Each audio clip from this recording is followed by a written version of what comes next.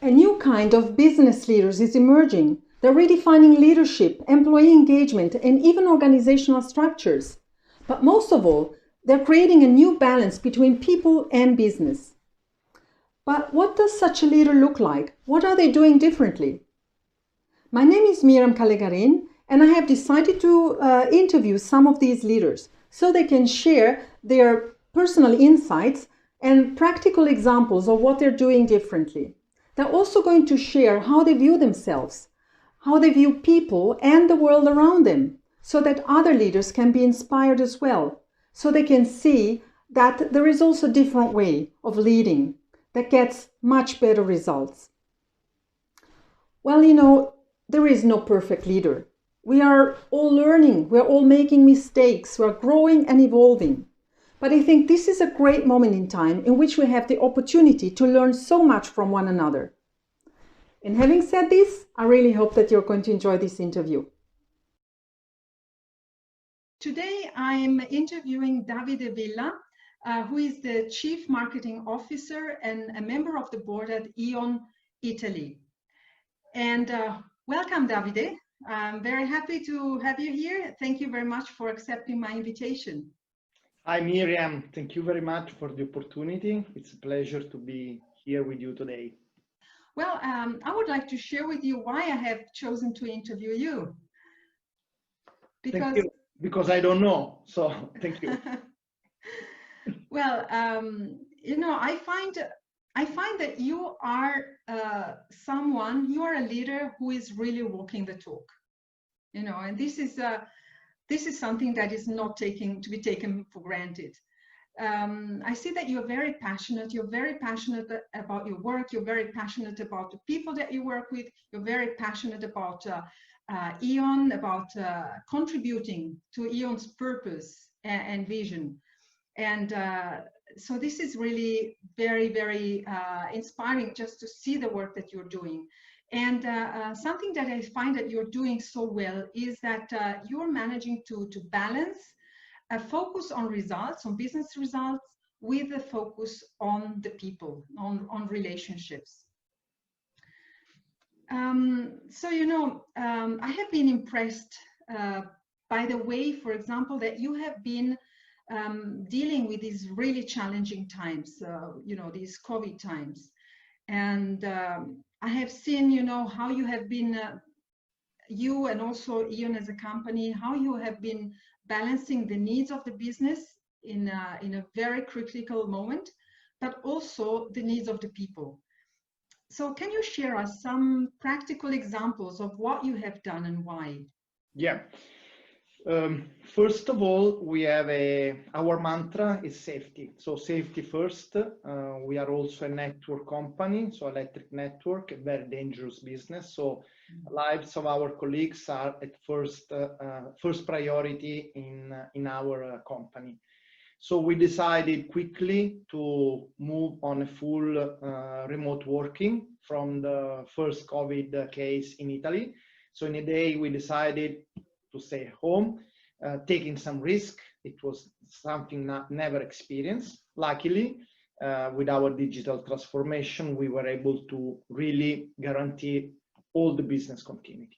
This was the first step. This, as a comment, gave us the chance to see how responsible, how good, how mature is our labor force, our colleagues. So we had no decline in any business KPI driven by, of course, our colleagues. Of course, we had a contraction in the business due to the crisis. That's normal. I think all companies had it. But we were impressed by this high sense of responsibility. And this gave us a sense of relief because, as I was telling you, safety is first. So we were afraid really during at least, especially the first weeks, what could happen to our colleagues? What could happen to our colleagues while at work? And, having the risking the life of colleagues because of your decision is really tough. So driven by really safety first. We then had the chance to stay home and to be very safe for a long time. We are now end of July. We are still in full remote working. We will go back to the office in September with lots of safety rules. What we also discovered is that, at least we didn't discover, it was something in the DNA of E.ON already, working in team, working cross-functional teams, multi-level, multi-skill, and maybe we got the occasion to use this fear of the crisis, of the, let's say, health crisis, into an opportunity for our colleagues to design the new normal. So what I would like to share with you is that now we have a project ongoing with 20 colleagues from really very diverse age, department, geography, working on a new normal, on the new office, a new concept where we not only put smart working as a lever, but we also discuss about mobility, how to have sustainable mobility, how to have a sustainable office, different concept of office with more cooperation rooms, with desk sharing as a concept, a new office where really the human being is more central and flexibility is the first element. So we have this group of colleagues working on that, full autonomy, full freedom. The only thing we do is having some steering moments. Wow, this is really very interesting. So you're talking about full autonomy, and how do you manage to grant full autonomy and still retain a sense of control? That's the typical dilemma for a, let's say, manager, an executive, how to live freedom and to keep the control and not lose control. I think really, first of all, trust. We need to trust our colleagues. If we don't trust our colleagues, then we are not good managers, we're not good leaders, because it means that we don't have the right people working with us, or maybe we are not the right person to lead that group of people. So trust is the first key. Second is, as I was saying, freedom and flexibility, freedom to design, to propose, to do a project plan, and then control is only with steering, some monthly or bi-weekly steering, where you mainly discuss about the vision, the objective, where the team is going, more than the detailed solution of the team. If a manager, if an executive goes into the detail and starts to design details, then it's the end of freedom, it's the end of empowerment, it's the end of people, of commitment, because then the team will always come back to you asking to double check every single detail. Mm-hmm. Right. So you're talking about creating a balance actually between a bottom-up approach and a top-down approach. Yes, definitely. Top-down, okay, bottom-up, I already said, freedom, flexibility, and time to elaborate solutions. Top-down, in my opinion, is not a directive top-down. So we don't need a boss saying what to do. Mm-hmm. Top-down means sharing a vision, sharing your experience. So usually executives have slightly higher experience and they should have a strong vision where to go. So the leader should just say, this is the direction. Let's share this direction, first of all.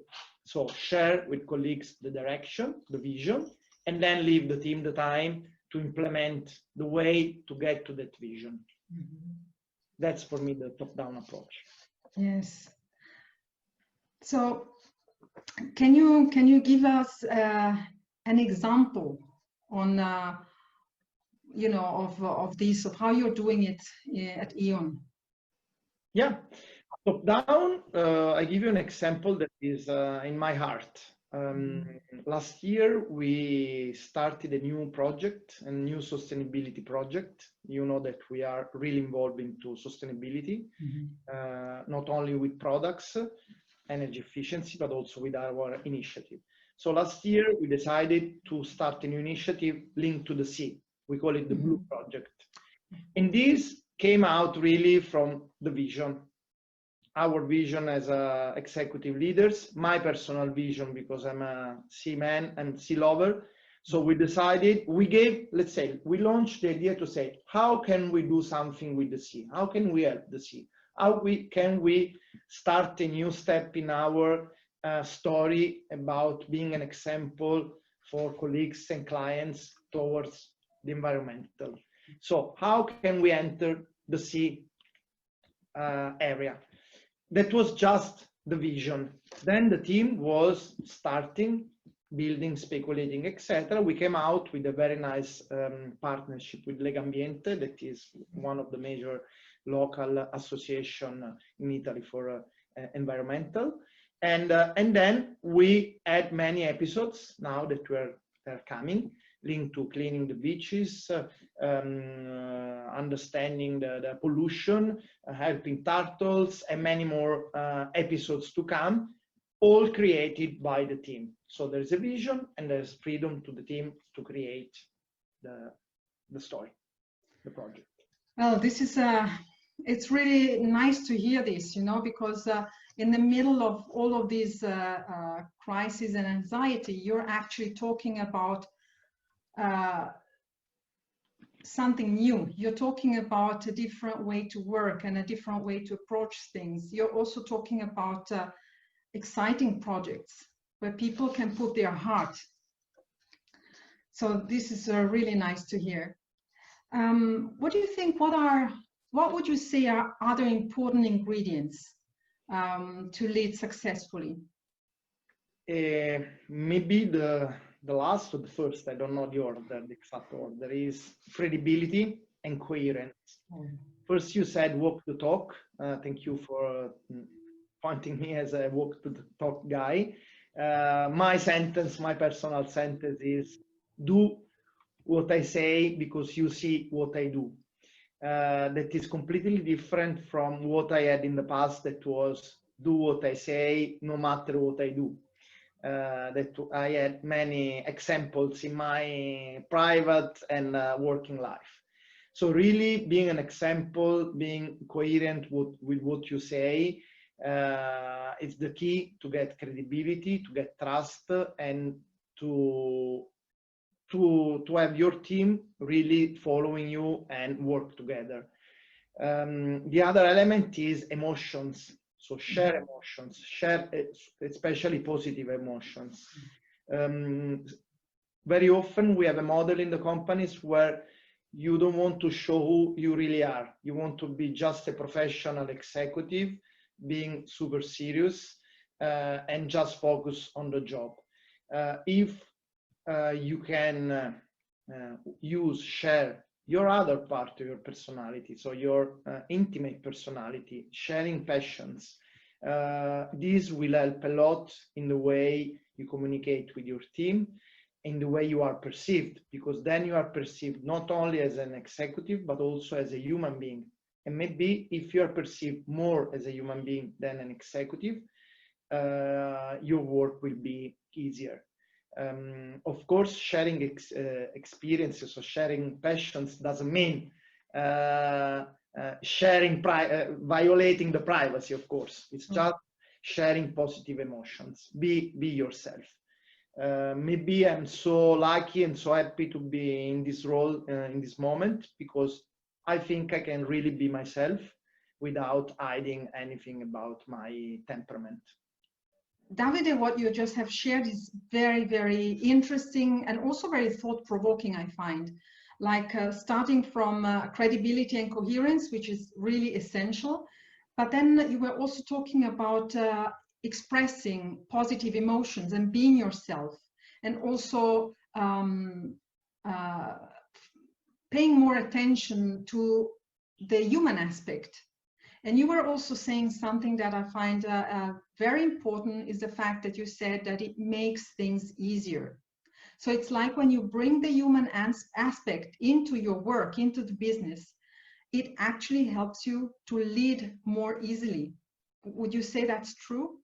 Absolutely, yes. Don't be shy to hide your emotions. Of course, a leader must be careful in sharing his fears, because maybe the only thing that a leader must keep is to be in control of things for the rest of the colleagues. But also the fears can be shared with someone.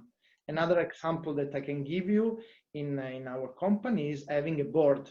So in the German culture, there's not only a CEO driving the company, but there is always board of directors, and every decision must be taken unanimously. This is really a relief for the leader, because he can, first of all, share decisions, and second, compare his ideas with the others, and he never feels lonely.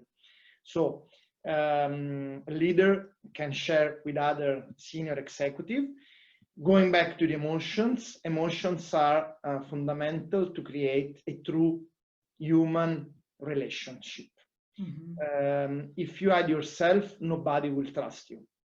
So showing a part of yourself can be also of help to create stronger relationships. Well, Davide, I would love to hear so much more from you. I know that you need to go now, and I really hope that we have another opportunity to talk, because I find that what you're sharing is not only inspiring, but also very useful. Thank you, Myriam. So, very nice from you. So thank you very much for taking the time to be here and to be interviewed. And I wish you continued success. Keep inspiring people in your company and also outside. Thank you. See you soon, Myriam. Ciao. Ciao.